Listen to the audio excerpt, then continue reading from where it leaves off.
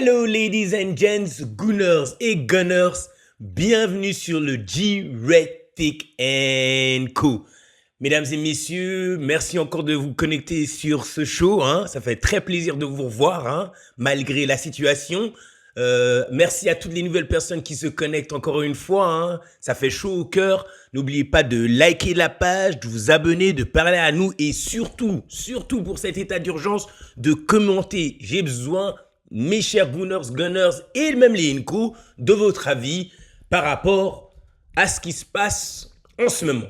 Mesdames et messieurs, on va rentrer très vite dans le vif du sujet parce que j'en ai gros sur la patate. Bien sûr, breaking news, nous avons perdu Gabriel Magalhães. Nous l'avons perdu, mesdames et messieurs, à l'heure où je vous parle, breaking news, nous l'avons perdu pour 1 mois minimum jusqu'à 2 mois. Oh Seigneur, mesdames et messieurs. C'est-à-dire que au pire des choses, au pire du cas, on ne revoit pas Gabriel avant janvier, fin janvier. Je parle du meilleur joueur d'Arsenal, ou un des meilleurs joueurs d'Arsenal dans cette nouvelle campagne, waouh, mesdames et messieurs, notre brick, notre wall at the back, Gabriel, autant défensive comme offensive sur nos coups de pied arrêtés et corner, nous l'avons perdu. Pourquoi? Parce que nous venons nous faire trahir par plusieurs parties. Les premiers que je vais pointer du doigt, c'est la sélection brésilienne. Why? La Seleção, comme on vous appelez. Eh bien là, vous êtes une bande de scélérats. Pourquoi vous avez fait jouer Gabriel? Un match amical. Why? Alors, eux, c'est les premiers scélérats. Le deuxième, parce qu'on ne peut pas pointer et mettre la faute jusque sur une partie, je blâme Arsenal, s'ils ne l'ont pas fait, d'avoir pas appuyé sur la sélection brésilienne pour leur dire, vous savez quoi, vu la charge de Gabriel qu'il a eu depuis cette saison, ayant joué tous les matchs, c'est un match amical, calmez-vous. Faites-le se reposer, comme nos bons amis français qui ont reposé Saliba, comme nos bons amis belges qui ont reposé Trossard et j'en passe. Oh, mesdames et messieurs, waouh, je comprends pas. Et il y a quelques sources qui disent que Gabriel s'est entraîné le jour d'avant seul parce qu'il n'était pas à 100%. Donc pourquoi le faire jouer, le faire commencer, au pire tu le fais rentrer à la fin. Il y en a un qui dit quoi? Qui dit ouais mais Gabriel c'est un titulaire du Brésil et qui se bat pour sa place. Mais non, il se bat pas pour sa place, on parle du meilleur défenseur central au monde actuellement. Il va rien perdre du tout. Mes chers amis brésiliens, on a passé cette époque où Gabriel c'était le bouc émissaire. C'est terminé maintenant, Il y a 2-3 ans, 4 ans. 2-3 ans, ouais. Aujourd'hui, il est indiscutable, mais ça c'est un match amical. Oh non.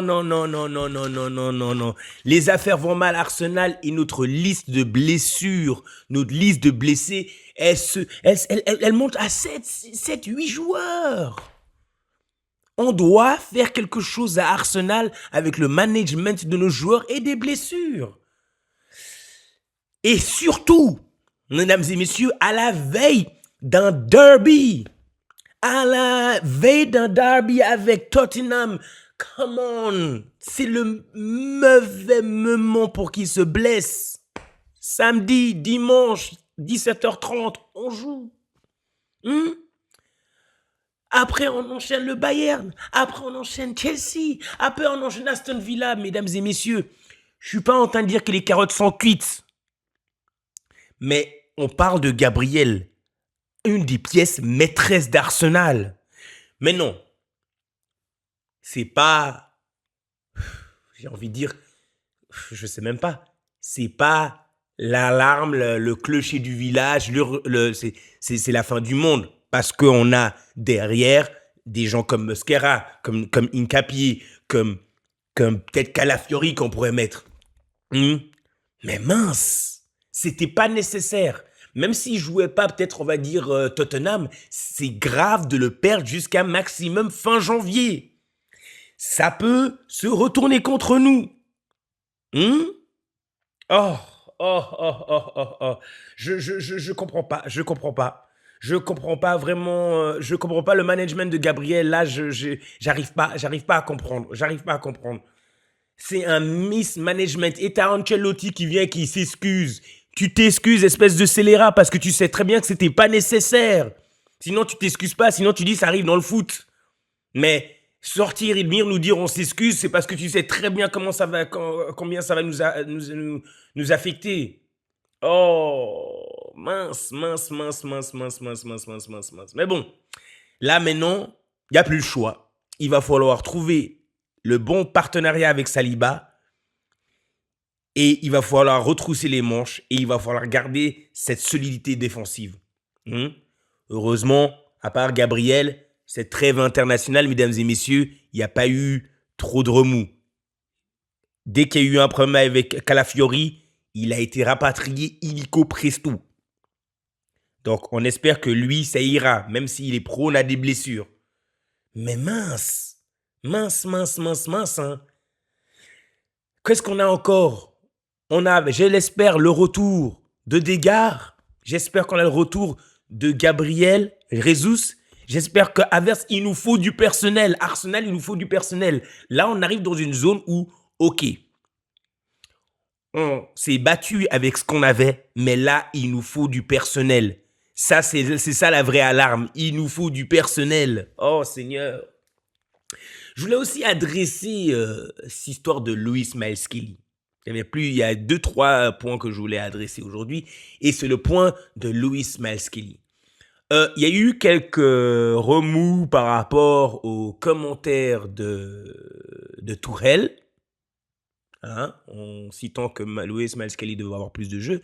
Et mes chers Gunners, il y a quelques parties de la fanbase qui n'est pas content, en fait, de sa perte, la perte de sa place en équipe nationale, voire ça pourrait jouer en sa défaveur pour la sélection pour la Coupe du Monde.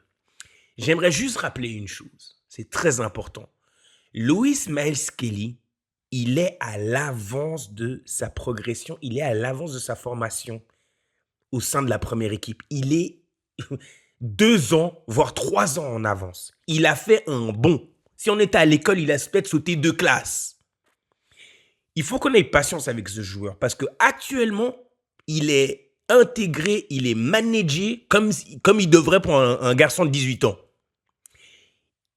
C'est clair que s'il a un manque de jeu, c'est parce que Calafiori est mieux que lui. Calafiori est mieux que lui parce que Calafiori, ça se voit qu'il a plus d'expérience. C'est aussi simple, défensivement. On voit clairement que Louis Maelskili, c'est un joueur à fort potentiel. Mais on voit aussi, mesdames et messieurs, hein, qu'il peut avoir des erreurs de son jeu défensif. Il est bon en allant de l'avant. C'est un milieu qui a été transformé en latéral gauche. Mais il a des erreurs. Combien de cartons rouges il a eu? Donc, moi, je m'en fais pas. Alors, il a fait toute la campagne de qualification de la Coupe du Monde. Il y a juste cette campagne qu'il n'a pas été appelé. Donc, il a encore pas mal de chances d'être sélectionné. Mais s'il n'est pas sélectionné, ici à G-Retic, on ne sera pas en train de crier aux émois. Parce qu'il a pas mal de progression à faire. Il a pas mal de potentiel. Et ça ne sert à rien d'accélérer la machine. S'il vous plaît, mettez dans les commentaires ce que vous pensez de ça. Ça m'intéresse de savoir, même les Enco, hein, même les autres équipes, mais les autres fans, ça m'intéresse de savoir qu'est-ce que vous pensez de la situation de Louis Maelskili. Voilà. Sinon, ben voilà, la trêve internationale, elle arrive à sa fin, hein, mesdames et messieurs. Hein. Franchement, c'est toujours un grincement quand il y a la trêve internationale, mais peut-être ça va être la première fois où je vais dire que comme c'était la qualification de la Coupe du Monde et la dernière journée, avant de déterminer ceux qui sont vraiment qualifiés et ceux qui vont au barrage, n'oubliez pas ce mot, les barrages, c'était la dernière journée pour voir qui allait être qualifié. Donc, il y a eu beaucoup de remous, il y a eu beaucoup de box-office, match box-office, et c'était intéressant. Le seul point noir qu'il y a eu, c'est que Gabriel s'est blessé et ça, oh, je l'ai vraiment au travers de la gorge parce que c'était pas nécessaire. C'est un match amical. Ah, mince, mesdames et messieurs. Mais j'ai une petite annonce à faire. Parce qu'il y en a qui ont été misinformed, il y en a qui n'ont pas reçu l'information. Et je pense qu'ici à JRETIC, on va le dire pour ceux qui ne sont pas au courant. Je vais parler de deux équipes notamment durant cette trêve internationale parce que je suis en train de voir des choses incroyables. Deux équipes, l'Irlande qui s'est qualifiée à la dernière seconde, un match sublime, contre la Hongrie, sublime, dernière minute. Hein, c'était beau à voir. Et un match contre le Nigeria et le Congo, le RDC. Maintenant, mesdames et messieurs, il faut juste rappeler à ces sélections que ce n'est pas une qualification à la Coupe du Monde ou ce n'est pas la qualification à la demi-finale, voire pour certaines réactions, la finale. On aurait dit que pour certains, on leur a pas donné le mémo. Personne n'a rien gagné. Pour ces deux équipes, deux sélections que je viens de nommer, c'est juste la qualification au barrage. Ils sont même pas encore à la Coupe du Monde. Donc, s'il vous plaît, mais les Irlandais, doucement sur la Guinness. Et mes amis congolais, mais doucement, doucement, hein, sur la Primus, doucement. De Matungé à Kinshasa, ça fait 3 jours, ça fait encore la fête. Quelqu'un doit leur dire, ils sont pas qualifiés. En mars, ils doivent encore aller se prouver. Je veux dire, j'ai jamais vu deux sélections, et peut-être un peu plus, les RDC, ou à croire qu'ils ont été qualifiés, ou à croire qu'ils ont gagné la Coupe du Monde. Doucement, les gars. Waouh. Doucement. J'ai un partenaire qui me dit que ça fait encore la fête. Doucement, les gars. Oh mon Dieu, je suis mort de rire. Mort de rire. On aurait dit, c'est comme quand tu arrives en boîte, hein, et dans une boîte trop prisée, trop difficile à rentrer, et des fois, tu as le videur de loin qui dit, messieurs, mais vous, là-bas, vous pouvez pas rentrer, mais ton groupe, on vous avait rien encore dit, et vous, du coup, vous êtes content d'arriver devant les videurs. Les gars, vous n'êtes pas encore rentrés dans l'établissement. Doucement. Doucement, mes amis des RDC, doucement. On aurait dit que vous avez gagné le truc. Sincèrement, tranquille. Donc, tranquille. Non, incroyable, incroyable. Félicitations à ces deux nations d'être arrivées en barrage, mais c'est que les barrages. Même ceux qui se sont qualifiés pour la Coupe du Monde, comme le Ghana, la Suisse, la France et j'en passe. Oui, dans le contexte du stade, on célèbre. Mais après, c'est bon, les gars. C'est bon. Hein? Doucement sur la Primus. Doucement sur la Guinness. Tout va bien se passer. Non, mais voilà. C'était deux matchs super magnifiques. Même si je dois dire que Nigeria, eux, on s'occupe de... Nous, le Ghana, ce qu'on va faire, c'est qu'on va représenter le Nigeria. Hein? My Niger friends. Et pour ces deux matchs, c'est deux matchs sublimes. Nigeria-Congo, Seigneur. C'est pour ça que je comprends pas les gars. Hein? Tranquille. Parce que le match... Et puis sinon, on a un troisième match que je trouve qui vaut la peine d'être mentionné. C'était le match de l'Écosse contre le Danemark. Un match fabuleux. Et je tire mon chapeau, mesdames et messieurs, à Kieran Tierney, qui a mis un sublime but qui a fait gagner son équipe, même s'ils ont après marqué un deuxième but. Mais grâce à lui, il a envoyé son équipe directement en qualification, pas au barrage. Donc maintenant, on est au clair. Hein. Il y a barrage et il y a qualification. Calmons-nous. Non, mesdames et messieurs, là, on va mettre le cap maintenant sur la Première Ligue.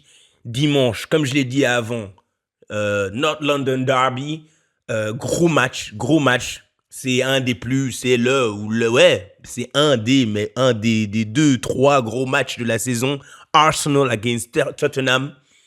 La Ligue est repartie. Il n'y a plus de trêve internationale jusqu'à mars. Donc là, c'est c'est full gas, full gas. Mettez-moi vos commentaires, ce que vous pensez de ce match. Mettez-moi vos prédictions par rapport au scoreline, hein. Mais ça va être costaud, ça va être costaud. Et franchement, Arsenal, il va falloir qu'on trouve une solution contre ces blessures, parce que c'est trop. Oui, on a quelques joueurs qui reviennent. Madueke, hein, magnifique. D'ailleurs, je dois dire un truc par rapport aux blessures.